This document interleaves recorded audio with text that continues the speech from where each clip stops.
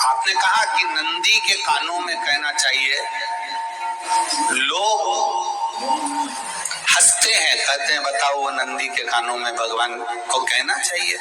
वैसे तो हम आपको एक बात बता दें कि दुनिया के लोग किसी दूसरे धर्म की कभी हंसी नहीं उड़ाते। दुनिया के लोगों को दूसरे का धर्म अच्छा लगता है। दुनिया के लोग सबसे ज्यादा हंसी उड़ाते हैं तो हमारे सनातन धर्म की ही उड़ाते हैं, और जी खुद उड़ाते हैं, दूसरा उड़ाने वाला नहीं होता।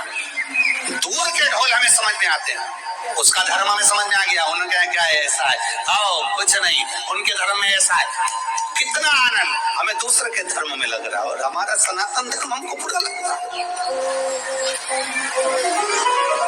हमारे सनातन धर्म हमें बुरा लगने लगा। अरे भाई, लोग कहते हैं कि नंदी के कान में कहते हो, ये कोई हमारे पुराणों में या शास्त्रों में लिखा है? भगवती बहन साहू, आपको धन्यवाद देना चाहूंगा और एक बात कहना चाहूंगा। जितनी भी शिव महापुराण के अंतर्गत चाहे उपाय जो बताए जाते हैं कि बेलपत्री ऐसे चढ़ाना, काली मिर्च ऐसे चढ़ाना, चावल ऐसे चढ़ाना, धतूरा का क्या महत्व है, शमी के पत्ते का क्या महत्व है, बेलपत्री के पत्ते का क्या महत्व है, ये जितनी भी बातें बताई जाती हैं ये सब पुराण के अंतर्गत से बताई जाती है। अब दुनिया के लोग इसको चाहे टोटका कह दें, चाहे दुनिया के लोग इसे टोना कह दें, पर पुराण से हटकर कुछ नहीं। और आप लोगों को अगर बोला है कि नंदी के कान में कहकर भगवान शंकर के मन में बात पहुंचे, तो ये क्यों कहा, तो ये भी हमारी शिव महापुराण में लिखा है, जलंधर के चरित्र में। कोई आपसे कहे कि नंदी के कान में बोलने से क्या होता है, ये जलंधर का चरित्र कह रहा है। माँ पार्वती जी का हस्त कमल पकड़कर जलंधर लेकर जाने लगा।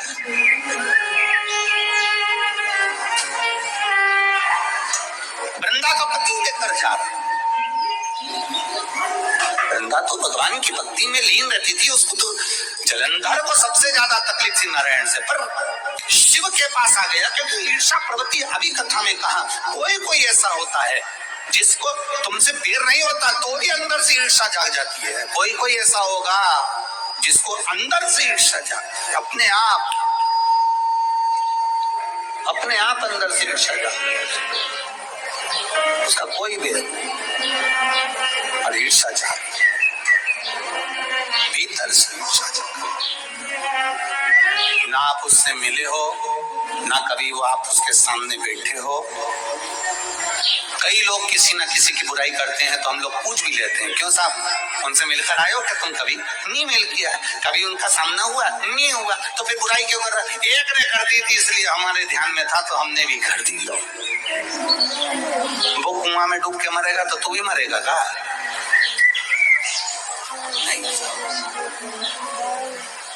नंदी सामने बैठा है, गणेश जी को मालूम पड़ गया, कार्तिकेय को मालूम पड़ गया, माँ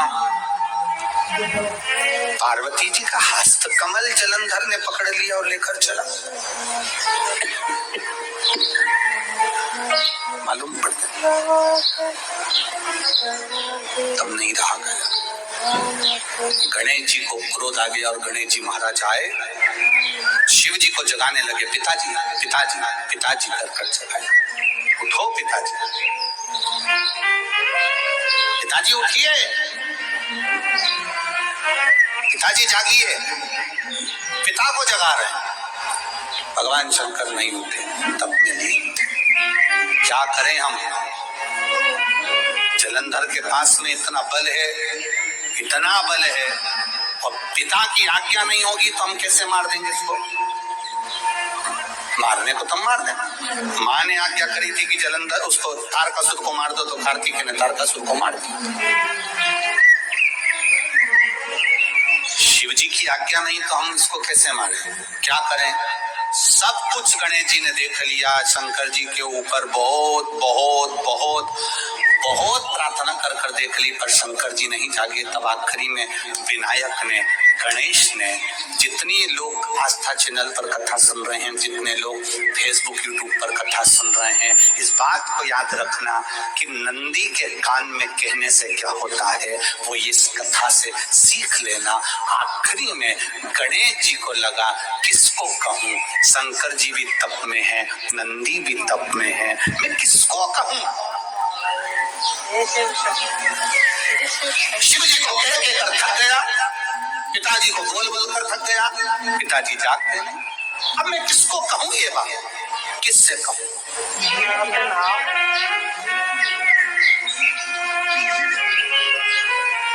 विनायक गए सीधे अब नंदी के पास। नंदी भी तप में लीन थे, शंकर जी की ओर मुख था, शंकर जी की ओर मुख था।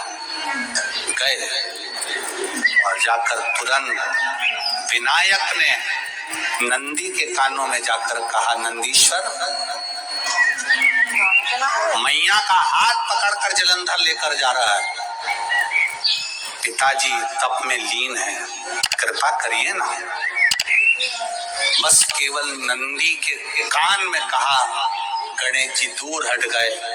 नंदी के कान में कहा, शंकर जी के नेत्र खुल गए, शिव जी के नेत्र खुल गए। ध्यान देना जरा, इस शिव महापुराण की, आशुतोष शिव महापुराण की कथा, जो कथा यहाँ कही जा रही है, ये कथा पहले के चरित्रों में सुनने को नहीं मिली होगी। जरा ध्यान देना इस संवाद पर। जितने लोग आस्था चैनल पर, जितने फेसबुक पर सुन रहे हैं, सनातन धर्म की हंसी उड़ाने वाले कह देते हैं नंदी के कान में कहने से क्या होता है, नंदी के सामने जाकर बोलने से क्या होता है, नंदी के पास बैठकर बोलने से क्या होता है, नंदी के पास बैठकर शंकर जी का मात्र दीदार करने से क्या होता है, दर्शन करने से क्या होता है। वो अच्छे से समझ लेना, जो लोग सनातन धर्म पर उंगलियां उठाते हैं, वो अच्छे से समझ ले इस बात को प्रसन्न करना। कोई साधु, कोई सन्यासी, कोई तपस्वी, कोई साधक, कोई उपासक तब से भगवान को प्रसन्न कर सकता है। योग से, साधना से भगवान को कोई तपस्वी, साधक प्रसन्न कर सकता है। आप और हम तो कलयुग में रहने वाले हैं। आप तब करते हो क्या? आप करते हो तो बात दूसरी, हमसे तो नहीं बन पाता। हमसे तो केवल एक ही काम बनता है, सारी समस्या का हल। अब हमसे भी नहीं बनता। कोई हमसे कहे तुम साधना में बैठते हो, नहीं साहब, हम तो एक ही काम करते हैं, जय सुबह से लेकर शाम तक जितना समय मिलता है, श्री शिवा नमस्तु, श्री शिवाय नमस्तु। फिर कोई पूछे आपने क्या खाना छोड़ दिया, आप क्या फलार करते हो, तो हम जहाँ रुके हुए हैं वहां आकर हमारी जीजियों से पूछना, जो प्रसाद बनाती हैं उनसे पूछना क्या व्रत रखते हैं? नहीं, भोजन करते, 2 रोटी सुबह, शाम को 1.5 रोटी, इससे ज्यादा नहीं। भजन का बल, स्मरण, अपनी भक्ति। और छत्तीसगढ़ आते हैं तो चावल जरूर खाते हैं, वो जरूर खाते हैं। बाकी की जगह पर अगर कथा करने जाते हैं तो अपना सुबह का 2 रोटी है, शाम की 1.5 रोटी है, चावल प्रसाद भी नहीं लेते। कोई बाजार का तुम्हारा मीठा मीठा कुछ आप पूछिएगा, जो प्रसाद बनाते हैं कोई मीठा मीठा बाजार का नहीं, कोई चीजें नहीं, केवल साधारण भोजन, बाबा का भजन और आनंद। इससे ज्यादा क्या करना? भक्ति करो, भजन करो, स्मरण करो, कीर्तन करो, मंत्र जाप करो, श्री शिवाय नमस्तुभ्यम जप दे, जपो। जितना भजन कर सकते हो उतना, जितना मंत्र जाप कर सकते हो उतना।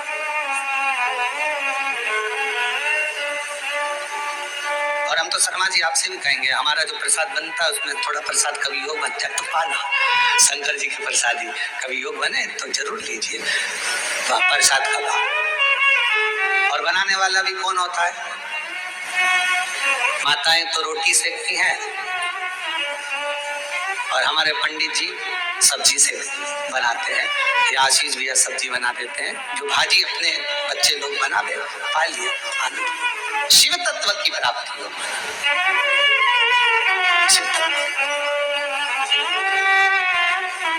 ना हमसे तब बनता, और हमें भरोसा है आपसे भी नहीं बनेगा। आपसे कोई कह रहे पेड़ के नीचे बैठी रहे, सिर पे पल्लू लेकर बैठे 4 घंटे बनेगा?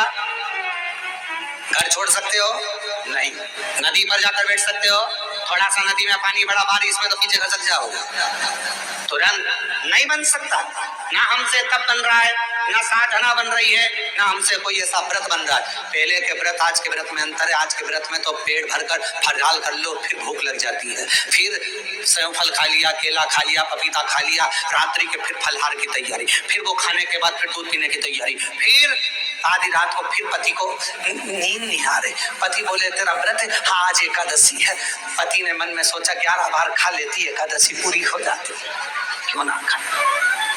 व्रत ना हम तप कर पा रहे, ना साधना कर पा रहे, ना व्रत कर पा रहे कली काल में। इसलिए तुलसीदास बाबा ने लिख दिया कलियुग केवल नाम धारा। इसलिए तुलसी बाबा ने लिखा कलियुग में कुछ नहीं बने तो एक काम करो, राम राम राम राम जपते रहो, शिव नाम जपते रहो। अब सामान आता है, कपड़े आए, मायरे का सामान आया, सारा सामान संभालती है, मिठाई के डब्बे इधर रखेगी, बर्तन उधर रखेगी, सामान उधर रखेगी, बहन संभालेगी, बहू नहीं।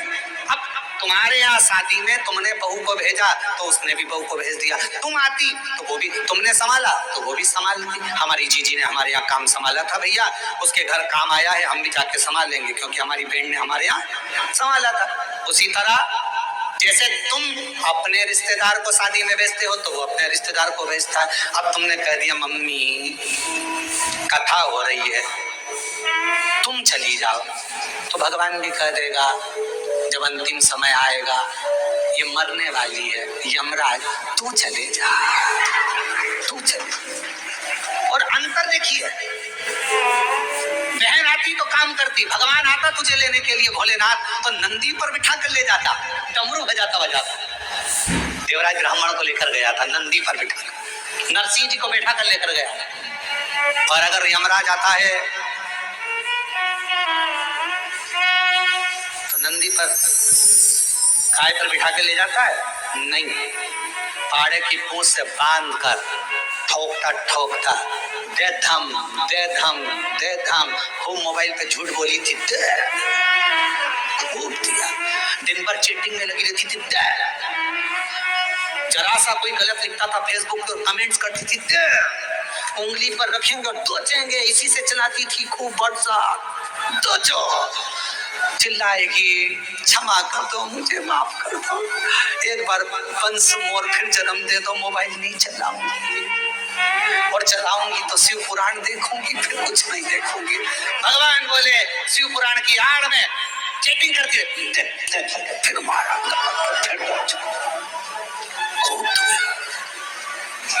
चलते चलते फिर याद आया मेरी नीले कलर की साड़ी एक बार भी नहीं पहनी।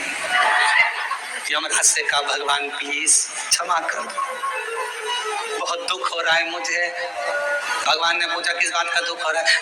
अलमारी में 3 नंबर के ब्लॉक में नीले कलर की साड़ी रखी, उसकी फाल लगवा ली थी, चोली भी बनवा ली थी, बस पहन नहीं पाई, मुझे एक बार मौका दे दो मैं पहन लूं। और हमारे मोहल्ले में नया पार्लर खुला है, उसके पास एक बार भी नहीं कर पा। यमराज ने फिर दिया धर के चाप। किस काम की वो जिह्वा जो भगवान का भजन ना कर पाए, किस कान का वो श्रवण जो भगवान की कथा ना सुन पाए, और किस काम का वो मस्तक जो भगवान के आगे झुक ना पाए। किस का क्या करे वो? ये शिव करुणा।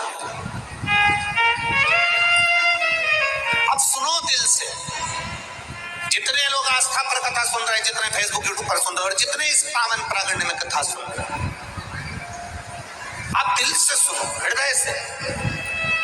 ये भी मत देखो कि कहां बैठे हो, बस जहां मौका मिल जाए, जहां जगह मिल जाए।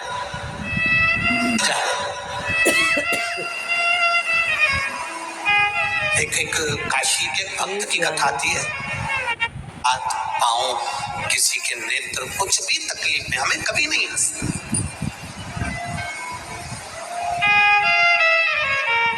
क्योंकि आप भगवान से क्या मांगते हो? भगवान मुझे आनंद देना, बोलते हो कि नहीं बोलते? भगवान मुझे खूब खुशियां देना, तो भगवान मन में सोचता है जब तुझे अंधे को देखकर इतनी खुशी हो रही है, लूलों को देखकर इतनी खुशी हो रही है, लंगड़े को देखकर इतनी खुशी हो रही है, तो भगवान भी सोचता है ये गिफ्ट क्यों ना मैं तुझे भी दे दूं। पूरी जिंदगी खुश रहे। ना तो हमें किसी अंधे को देखकर हंसना है, ना किसी विकलांग को देखकर, ना किसी कमजोर को देखकर, ना कोई शरीर से बहुत मोटा है, बहुत तगड़ा है, हमें उसको देखकर भी नहीं हंसना। कोई बहुत दुबरा है, उसको देखकर भी हमें नहीं हंसना। हमें किसके साथ चलना है? बढ़ने के साथ, क्योंकि हमको आगे बढ़ना है कि पीछे आना है। वैष्णव आगे बढ़ता है, वैष्णव का धर्म की अग्रण्य भाव में चले, इसलिए वैष्णवों की जो एकादशी होती है वो आगे की ओर जाती है, अग्रण्य भाव में बढ़ने वाली, द्वादशी की ओर प्रवेश करने वाली, अर्थात हमारे कदम उन्नति की ओर बढ़े, हमारे कदम आगे वैभव की ओर बढ़े, संपदा की ओर बढ़े और भगवान के चरणारविंद की ओर बढ़े, ना कि पीछे की ओर हटे। हम दसवीं के साथ मिली हुई एकादशी ना करें, हम द्वादशी के साथ मिली हुई एकादशी।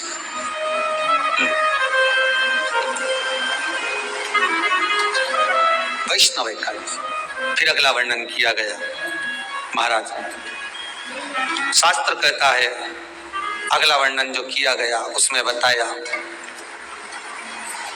प्रयास करें जिस दिन एकादशी हो उस दिन घर में बुआरी झाड़ू आदि जो लगती है वो दूसरा लगा ले।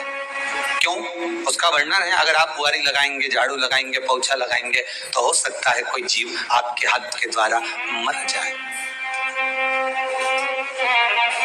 अब एक बार ये कथा हमने काशी में कह दी थी, तो एक अम्मा खड़ी हो गई और उन्होंने कहा, महाराज जी हम तो दोनों ही हैं और मेरी रे एकादशी, तो मैं पोछा किससे लगूं? अब मैंने कहा अम्मा तू तो रहने दे, तू ही लगा ले। अब हम कहते हैं कि अब एक तो बोल रहे कि हम घर में दो, और आप कह रहे हो कि जिसका व्रत रहे वो पोछा, तो मत लगाओ, छोड़ दो एक दिन, कोई जरूरी है झाड़ू लगा लिया सब पोछा। तो प्रयास करो कि कोई जीव ना मरे, प्रयास करो किसी जीव की हत्या न। फिर 18 नियम में से एक नियम कहा, जब 26 एकादशी पूर्ण हो जाए तब आप उद्यापन एक बार का जरूर करें। किसी के मृत्यु के बाद आपने जो एकादशी दी है, जैसे कोई परदादा गए, दादा गए, कोई बुजुर्ग गया, पंडित जी ने कहा एकादशी का दान दो, आपने दे दी 5 एकादशी, 4 एकादशी, 3 एकादशी, 2 एकादशी, आपने जो एकादशी दी है, मना नहीं, दो और देना चाहिए। दान धर्म पुण्य तो करते रहना चाहिए, जब मन मिले तब कर दो, मौका मिले तब करो। तो एकादशी जो आपने दी है, और आपने किसी जीव को एकादशी दी है जो चला गया है, वो जीव को जब एकादशी दे देते हो, उसकी 11 एकादशी, 5 एकादशी, 3 एकादशी जितनी आपने दी है उतनी पूरी हो जाती है। उसके बाद में एकादशी का एक व्रत नहीं रखना चाहिए, उसके बाद फिर अगला एकादशी का व्रत धारण करना चाहिए। वापिस फिर पुनः। तो क्या करोगे उस दिन? जिस दिन आपने एकादशी जीव को दे दी, 5 एकादशी दी, तो छठी एकादशी पे क्या करोगे उसको? ये नहीं कि आपको अन्न खाना, आपको व्रत नहीं रखना और आपको अन्न का सेवन नहीं करना। उस दिन दूध की सामग्री, कोई फ्रूट्स, कोई फल आपको उस दिन ग्रहण कर लेना। और आपको ये नहीं करना है कि हमने तो एकादशी करी नहीं है आज, तो हम अन्न खा लेंगे। नहीं, कथा में वर्णन आया था, कल कथा में कहा था, मूर्ख को जब मारने का समय आया, पाप सामने आ गया, भगवान ने उस पाप को किसमें ले जाकर छोड़ा? पाप पुरुष को अन्न के भीतर। पाप पुरुष कहाँ गया? अन्न के भीतर। एकादशी के दिन एक दिन पाप पुरुष अन्न के भीतर रहता। एकादशी का अगला वर्णन ध्यान से सुनिएगा। मान लो आपने एकादशी का उद्यापन में बाद में करूं नहीं करूं, श्वास का कोई भरोसा है? बोलो तो, है क्या कोई भरोसा? नहीं। श्वास रुक जाएगी चलते चलते, क्षमा बुझ जाएगी जलते जलते, दम निकल जाएगा रोशनी का, क्या भरोसा है इस जिंदगी का? कोई भरोसा है कि आप 26 एकादशी पूरी कर पाओगे? नहीं, किसी ने देखा हो तो बात दूसरी। एक बार वो युधिष्ठिर के सामने कोई मांगने के लिए, दरवाजे पर कोई दान मांगने के लिए आ गया युधिष्ठिर के पास, और युधिष्ठिर ने कह दिया महाराजा युधिष्ठिर बोले कल आकर ले जाना। कान में बोलने से क्या होता है, ये जलंधर का चरित्र कह रहा है।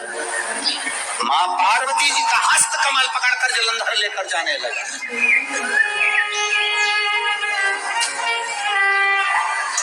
वृंदा का पति लेकर जा रहा। वृंदा तो भगवान की भक्ति में लीन रहती थी, उसको तो जलंधर को सबसे ज्यादा तकलीफ थी नारायण से, पर शिव के पास आ गया क्योंकि ईर्षा प्रवृत्ति अभी कथा में कहा कोई ऐसा होता है जिसको तुमसे प्यार नहीं होता तो भी अंदर से ईर्षा जाग जाती है। कोई ऐसा होगा जिसको अंदर से ईर्षा जाग, अपने आप